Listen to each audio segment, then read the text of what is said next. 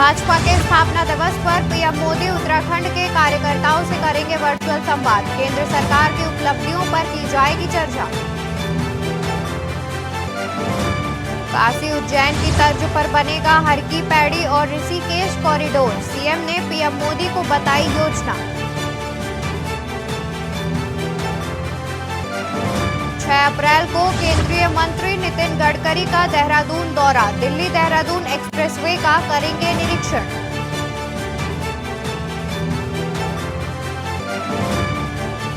प्रदेश के 8 जिलों में बनेगी 32 पार्किंग। 77 करोड़ का बजट जारी। मैदानी जिलों में जमीन का संकट।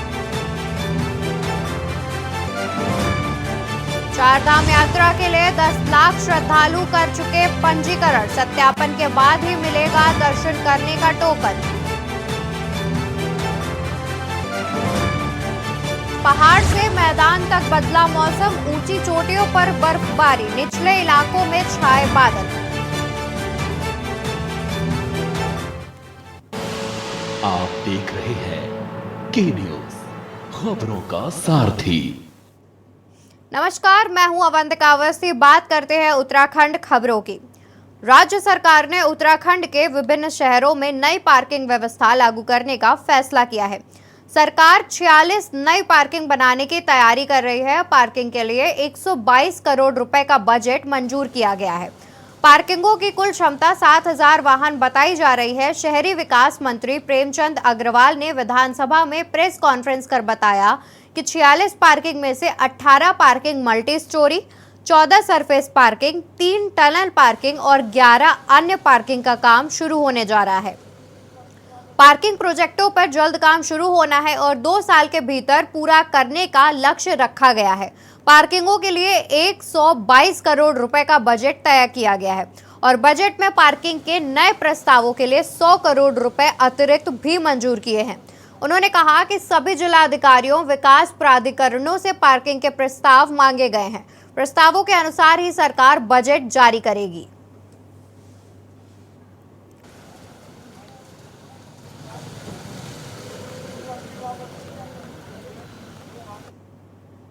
उत्तराखंड के कृषि और ग्राम्य विकास मंत्री गणेश जोशी ने नई दिल्ली में केंद्रीय सड़क परिवहन एवं राजमार्ग मंत्री नितिन गडकरी से भेंट की।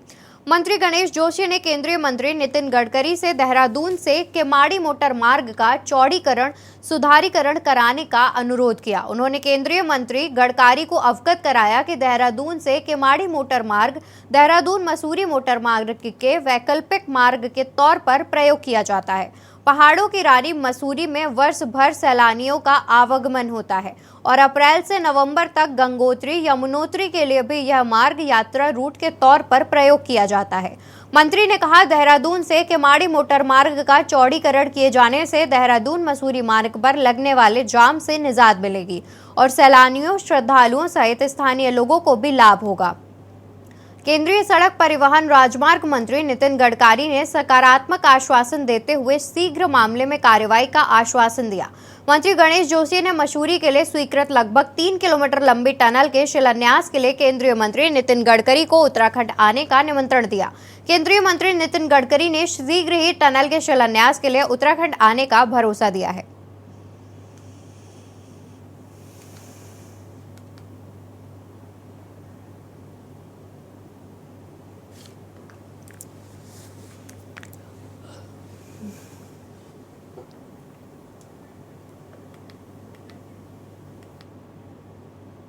देश में अगले साल होने वाले लोकसभा चुनाव के लिए बीजेपी, कांग्रेस ने अभी से तैयारी शुरू हो गई है। चुनाव का समय जैसे जैसे नजदीक आ रहा है, वैसे वैसे राज्य में राजनीतिक हलचल तेज हो गई है।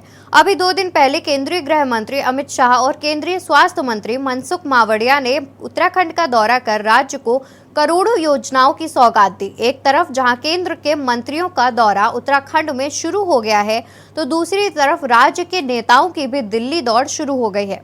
बीजेपी प्रदेश अध्यक्ष महेंद्र भट्ट प्रधानमंत्री नरेंद्र मोदी से मुलाकात की। वहीं राज्य के मुख्यमंत्री पुष्कर सिंह धामी ने भी नरेंद्र मोदी से मुलाकात कर उन्हें चारधाम यात्रा में आने के लिए आमंत्रित किया। करीब 1 घंटे तक प्रधानमंत्री और सीएम धामी की बैठक हुई। इस दौरान सीएम धामी ने प्रधानमंत्री से जोशीमठ प्रभावितों के लिए आर्थिक पैकेज, 2,942 करोड़ की मांग की। इसके साथ ही मुख्यमंत्री ने पीएम मोदी से जमरानी बांध बहुउद्देशीय परियोजना के लिए वित्तीय स्वीकृति आर्थिक मामलों की कैबिनेट कमेटी से भी कराए जाने का अनुरोध किया।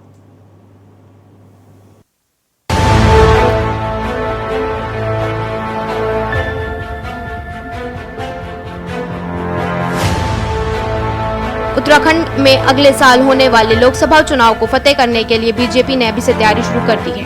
राज्य की 5 लोकसभा सीटों को फतेह करने के लिए उत्तराखंड बीजेपी को केंद्र का पूरा सहयोग मिल रहा है। अभी 2 दिन पहले केंद्रीय गृह मंत्री अमित शाह और केंद्रीय स्वास्थ्य मंत्री मनसुख मंडाविया ने उत्तराखंड का दौरा कर राज्य को करोड़ों योजनाओं की सौगात दी। तो वहीं दूसरी तरफ राज्य के नेताओं की भी दिल्ली दौड़ शुरू हो गई है। बीजेपी प्रदेश अध्यक्ष महेंद्र भट्ट प्रधानमंत्री मोदी से मुलाकात की। वहीं आज राज्य के मुख्यमंत्री पुष्कर सिंह धामी ने भी प्रधानमंत्री नरेंद्र मोदी से मुलाकात कर उन्हें 4 धाम यात्रा में आने के लिए आमंत्रित किया। करीबन 1 घंटे तक प्रधानमंत्री और सीएम की बैठक हुई। इस दौरान सीएम धामी ने प्रधानमंत्री से जोशीमठ प्रभावितों के लिए आर्थिक पैकेज 2,942 करोड़ की मांग की। इसके साथ ही मुख्यमंत्री ने प्रधानमंत्री मोदी से जमरानी बांध बहुउद्देश्य परियोजना के लिए वित्तीय स्वीकृति आर्थिक मामलों की कैबिनेट कमेटी से भी कराए जाने का अनुरोध किया। भारतीय जनता पार्टी के हमारे कई पदाधिकारी अपने केंद्रीय नेतृत्व का मार्गदर्शन समय समय पर लेते रहते हैं और हमारे एसओसी प्रदेश अध्यक्ष माननीय महेंद्र भट्ट जी ने भी दिल्ली में आदरणीय प्रधानमंत्री से भेंट कर, क्योंकि उनकी प्रदेश अध्यक्ष बनने के बाद उनकी दिल्ली में आदरणीय प्रधानमंत्री से पहली मुलाकात हुई। उन्होंने समय लिया था और उन्होंने माननीय प्रधानमंत्री जी का आशीर्वाद लिया। इसी प्रकार से क्योंकि हमारे एसओसी मुख्यमंत्री माननीय पुष्कर सिंह धामी जी, जो केंद्र सरकार की जो डबल इंजन हमारी प्रदेश और केंद्र की चल रही है, उस सरकार के जो केंद्र की योजनाएं हैं उसको प्रदेश में बहुत ही अच्छी तरह से उनको क्रियान्वित करने का काम आदरणीय पुष्कर सिंह धामी जी कर रहे हैं। एक तरफ जहां भाजपा पूरी ताकत के साथ चुनाव को फतेह करने की तैयारियों में जुटी हुई है, तो वहीं दूसरी ओर विपक्ष सत्ता पक्ष पर हमलावर है। विपक्ष के नेताओं का कहना है कि भाजपा ने सत्ता में आने से पहले जो वादे देश की जनता से किए थे उनमें से एक भी पूरा नहीं किया और अब चुनाव नजदीक आते ही नेताओं के दौरे शुरू हो गए। वहीं कांग्रेस भाजपा सांसदों द्वारा 5 साल पहले गांव के लिए गोद की हकीकत को जानने के लिए बड़े स्तर पर अभियान चलाकर गांवों में जाकर हकीकत जानने का कार्य करेगी, जबकि आम आदमी पार्टी का दावा है कि 2024 में जनता बीजेपी को सबक सिखाने जा रही है। कांग्रेस जमीन पे काम कर रही है। हमारे जो लोग भी चुनाव लड़ने के इच्छुक लोग हैं वो विधानसभा वार बूथ वार इस समय दौरे कर रहे हैं, लोगों से मिल रहे हैं। कांग्रेस भी का संगठन लगातार सक्रियता से काम कर रहा है। हमारे जिला अध्यक्ष, हमारे ब्लॉक अध्यक्ष, बूथ अध्यक्ष इस समय काम कर रहे हैं। उनकी ट्रेनिंग्स भी आपस में वो लोग कर रहे हैं, बातचीत कर रहे हैं। और हमको भारतीय जनता पार्टी से सीखने की जरूरत नहीं है। जिन्होंने सांसदों को जो गांव गोद दिए थे उनकी हालत बताए ना, विधायकों को ट्रेनिंग तो दे रहे क्योंकि वो केवल चुनाव जीतना चाहते हैं, लेकिन जनता की जो नुकसान हुआ है, जनता को जो चोट पहुंची उस पर मरहम लगाने का काम नहीं करते। वो गांव बताएंगे। अभी कांग्रेस उन सारे गांवों में जाने वाली है। देखिए, बीजेपी का अपना एक तरीका है कि भ्रष्टाचार जितना ज़्यादा करो उतनी बड़ी ज़्यादा तैयारी करो। तो जो भ्रष्टाचार उन्होंने 5 साल में किया है उसको ढकने के लिए कुछ ना कुछ तो ऐसा काम बीजेपी के बड़े नेता कर रहे हैं कि जो हम चुनाव में जाएंगे तो लोगों को हम क्या कहेंगे, पिछले वादे जो उन्होंने किए थे क्या वो पूरे हो चुके, क्या उनको लेकर के जाएंगे। इस प्रदेश का पलायन जो इस समय बिल्कुल चरम सीमा पर, क्या उसको रोकने के लेकर के जाएंगे।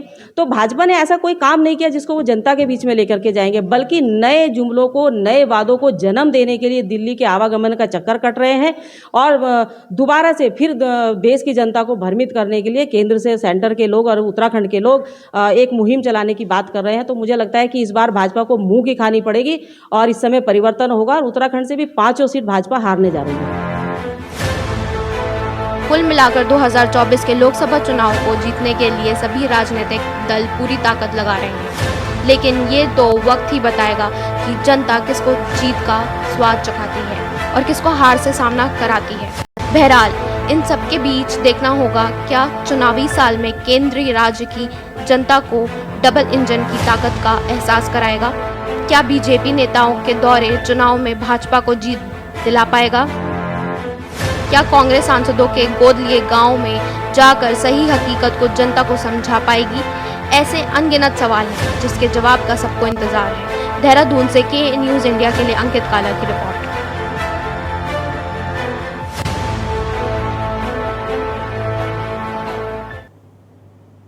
रामनगर में श्री राम जन्मोत्सव की शोभा यात्रा के दौरान शामिल कुछ महिलाओं के एक अज्ञात युवक द्वारा कैंची से बाल काटने का मामला सामने आया है, जिसके बाद जिन महिलाओं के बाल कटे हैं उन महिलाओं में जहां एक ओर दहशत बनी हुई है तो वहीं पूरे शहर में हड़कंप मचा हुआ है। सोशल मीडिया में आरोपी का वीडियो वायरल होने के बाद पुलिस प्रशासन भी आरोपी को खोजने में जुट गया है। बताया जाता है कि सोशल मीडिया के माध्यम से जारी वीडियो में जो युवक युवती के बाल काटते हुए दिखाई दे रहा है, यह आरोपी आज से करीब कुछ वर्ष पहले रामनगर के सरकारी अस्पताल में महिलाओं के बाल काटते हुए पकड़ा गया था। इतना ही नहीं, मोहल्ला बम्बा घेर निवासी प्रीति शर्मा द्वारा बताया गया कि 30 मार्च को रामनगर में रामनवमी पर निकली शोभा यात्रा में उनके भी बाल इसी युवक द्वारा काटे गए थे। साथ ही कुछ दिन पूर्व सामूहिक विवाह समारोह के दौरान भी विवाह स्थल पर कुछ महिलाओं के साथ बाल काटने के साथ ही दुल्हन के भी बाल काटे गए थे।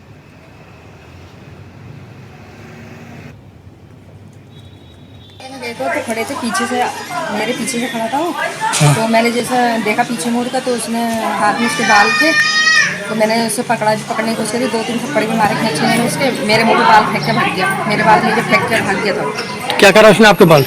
बाल काट लिए थे, हाथ में थे इसके। तो आपने शोर नहीं मचाया? मैंने इतना हल्ला मचाया तो वो भाग गया। 30 मार्च को वहाँ गई थी रामनवमी का शोभा यात्रा देखने, तो वहाँ मेरे बाल काट दिए गए हैं।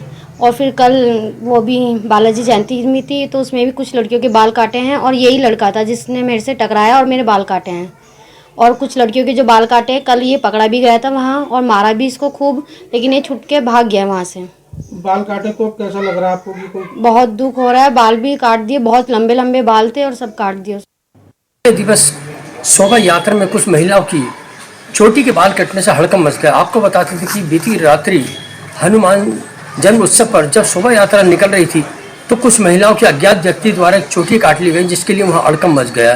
पुलिस प्रशासन भी भाग दौड़ी में लगा पड़ा, जांच में लगा पड़ा कि आखिरकार कौन है व्यक्ति जो इस प्रकार की हरकत कर रहा है। रामनगर से चंद्रशेखर कश्यप की विशेष रिपोर्ट के साथ। रुड़की में सैकड़ों पूर्व सैनिक अपनी मांगों को लेकर सड़कों पर रैली निकालते नजर आए। इस दौरान एक रैंक एक पेंशन की विसंगतियों को दूर कर समान पेंशन को लेकर पूर्व सैनिकों द्वारा ज्वाइंट मजिस्ट्रेट के माध्यम से एक ज्ञापन राष्ट्रपति को भेजा गया।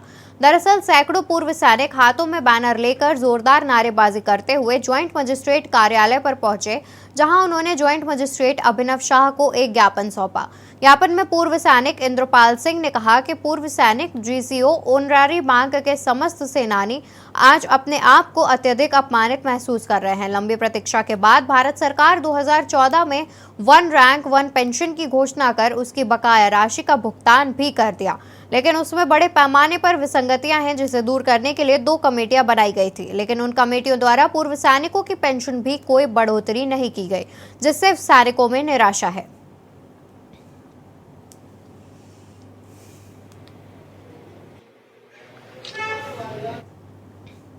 हल्द्वानी में श्री बालाजी मंदिर समिति रूपनगर की बैठक श्री हनुमान जन्मोत्सव को लेकर संपन्न हुई। बैठक में मंदिर संरक्षक अपूर्व जोशी ने बताया कि 21 वर्षों से श्री बालाजी महाराज की संपूर्ण दरबार के साथ पूजा अर्चना होती आ रही है और विगत 10 वर्षों से लगातार हनुमान जन्मोत्सव बड़ी धूमधाम के साथ मनाया जा रहा है। इस वर्ष और वर्षों से अधिक धूमधाम हर्षोल्लास के साथ श्री बालाजी महाराज का जन्मोत्सव मनाया जा रहा है, जिसमें बाहर के कलाकारों द्वारा 15 फुट के श्री गणेश जी, भगवान श्री रामचंद्र जी, हनुमान जी के 7 भाइयों के साथ बाके बिहारी की रासलीला, भोलेनाथ का अघोरी रूप, बालाजी महाराज का भव्य दरबार में शोभा यात्रा निकाली जा रही है। मंदिर व्यवस्थापक महान पूरन चंद ने बताया कि इस कलयुग के प्रमुख देवता हनुमान जी हैं। माता सीता व शिव जी के आशीर्वाद से हनुमान जी इस कलयुग के प्रकट देवता हैं। इनकी आराधना करने से ग्रह पीड़ा दूर होती है, साथ ही पितृदोष में शांति मिलती है और सभी देवताओं का आशीर्वाद भी मिलता है, क्योंकि हनुमान जी से जुड़ी हुई जितनी भी रचनाएं हैं सब वैज्ञानिक दृष्टिकोण से मान्य है। तो हम धाम के साथ जो है उनका जन्मदिन मनाने जा रहे हैं। श्रीनगर पौड़ी मोटर मार्ग पर गंगा के दर्शन के पास गुलदार के शावक का शव मिलने से सूचना के बाद हड़कंप मच गया।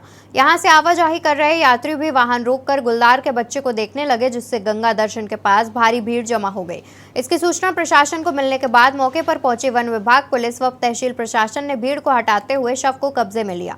वन विभाग द्वारा अब जब शव की जांच की गई तो पता चला कि वो गुलदार का शावक नहीं है, बल्कि एक जंगली बिल्ली है जो सड़क पार करते हुए वाहन की चपेट में आ गई, जिससे उसकी अचानक मौत हो गई। डीएफओ पौड़ी का कहना है यह जंगली बिल्ली गुलदार प्रजाति की है, इसलिए प्रथम दृष्टया यह देखने में गुलदार के बच्चे की तरह लग रही थी। कल शाम को पौड़ी से लेकर श्रीनगर वाला जो हमारा रास्ता है, वह गंगा दर्शन के पास एक एडल्ट लेपर्ड कैट जो कि काफ़ी मिलता जुलता है लेपर्ड के कप्स के साथ, मतलब दिखने में काफ़ी मिलता जुलता है। तो ये एक एडल्ट लेपर्ड कैट थी जो रास्ते के साइड में पड़ी हुई मिली। तो इसे तुरंत वन विभाग टीम ने रिकवर किया और उसको रेंज ऑफिस में लाके उसका पोस्टमार्टम करके जो विधिवत कार्रवाई थी वो कर दी गई है। यहाँ रुकेंगे एक छोटे से ब्रेक के लिए, जल्द हाजिर होंगे। आप देख रहे हैं के न्यूज़, खबरों का सारथी। ब्रेक से वापस आ गए हैं, बढ़ते हैं खबरों की ओर। लक्सर कोतवाली के सुल्तानपुर कुहारी गांव में एक विवाहिता के साथ दुष्कर्म का मामला सामने आया है। कोर्ट के आदेश पर लक्सर कोतवाली पुलिस ने मुकदमा दर्ज कर मामले की जांच शुरू कर दी है।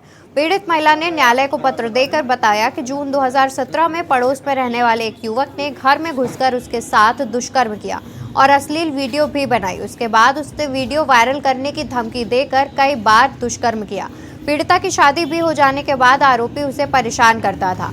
तंग आकर उसने अपने परिजनों को सारी सच्चाई बताई। इसके बाद उन्होंने पुलिस से आरोपी की शिकायत की, लेकिन कोई सुनवाई नहीं हुई, इसलिए अंत में उसे न्यायालय की शरण लेनी पड़ी। वहीं कोर्ट ने इस मामले का संज्ञान लेकर लक्सर कोतवाली पुलिस को तत्काल आरोपी मौजूदा ग्राम प्रधान के खिलाफ मुकदमा दर्ज करने के आदेश दिए।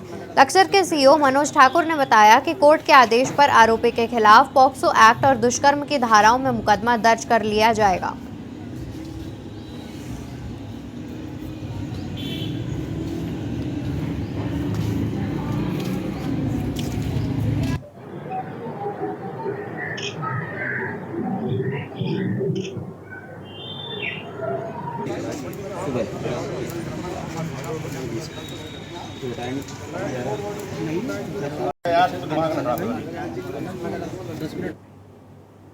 खबर कालाडूंगी से है, जहां मंडल में मंडल अध्यक्ष विक्रम जंदवाल के नेतृत्व में भाजपा कार्यकर्ताओं ने भाजपा सरकार के 1 वर्ष सफलता के साथ पूरे होने पर कार्यक्रम आयोजित कर प्रदेश प्रवक्ता बनने पर भाजपा नेता विकास भगत का स्वागत किया और कार्यकर्ताओं से 7 अप्रैल को मुख्यमंत्री के प्रस्तावित कालाडूंगी भ्रमण को सफल बनाने का निवेदन किया।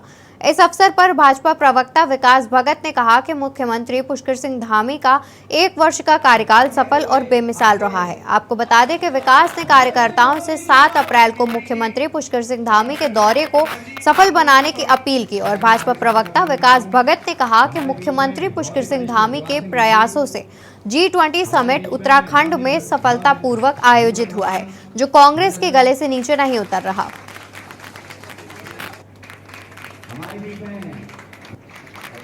कालाडूंगी में मंडल के समस्त पदाधिकारी एवं क्षेत्रवासियों की तरफ से भाजपा के प्रदेश प्रवक्ता बने बड़े भाई विकास भगत जी का जोरदार स्वागत करा गया और साथ में 7 तारीख को जो सीएम माननीय पुष्कर सिंह धामी की जो रैली होनी है उसकी रूपरेखा तैयार की गई और इसी में कार्यकर्ताओं में काफ़ी जोश है 7 तारीख की रैली को और कई घोषणाएं उसमें क्षेत्र के लिए माननीय पुष्कर सिंह धामी करेंगे। भारतीय जनता पार्टी द्वारा प्रदेश प्रवक्ता का दायित्व दिया गया है, इसके लिए मैं भारतीय जनता पार्टी का आभार व्यक्त करता हूं। माननीय मुख्यमंत्री जी श्री पुष्कर सिंह धामी जी का, माननीय प्रदेश अध्यक्ष श्री महेंद्र भट्ट जी का, हमारे संगठन मंत्री श्री अजय कुमार जी का मैं आभार व्यक्त करता हूँ, जिन्होंने मुझ पर पार्टी के प्रवक्ता के पद के लिए एक विश्वास जताया है। खबर रामनगर से है, जहां पूर्व सैनिक उत्थान एवं कल्याण समिति के तत्वाधान में लखनपुर स्थित शहीद पार्क में एकत्रित हुए पूर्व सैनिकों ने रैली एवं प्रदर्शन के माध्यम से सरकार के खिलाफ नाराजगी जताते हुए एक ज्ञापन एसडीएम के माध्यम से देश के प्रधानमंत्री एवं रक्षा मंत्री को भेजा। पूर्व सैनिकों के भेजे गए ज्ञापन में कहा कि विचार किए बिना अधिकारी और जवान को ओ आरोपी निर्धारण का एक समान आदर्श वर्ष 2015 जारी कर दिया। उन्होंने सरकार से वन रैंक वन पेंशन की मांगों के अलावा पूर्व सैनिकों के लंबे समय से आ रही मांगों को शीघ्र पूरा करने की मांग की। उन्होंने कहा कि आज पूर्व सैनिक अपनी मांगों को पूरा करने के लिए लंबे समय से आंदोलन कर रहे हैं, लेकिन सरकार द्वारा उनकी मांगों को अनसुना किया जा रहा है। वहीं पूर्व सैनिकों ने सरकार के प्रति नाराजगी जताते हुए कहा, यदि मांगें पूरी नहीं हुई तो हड़ताल लंबा चलेगा।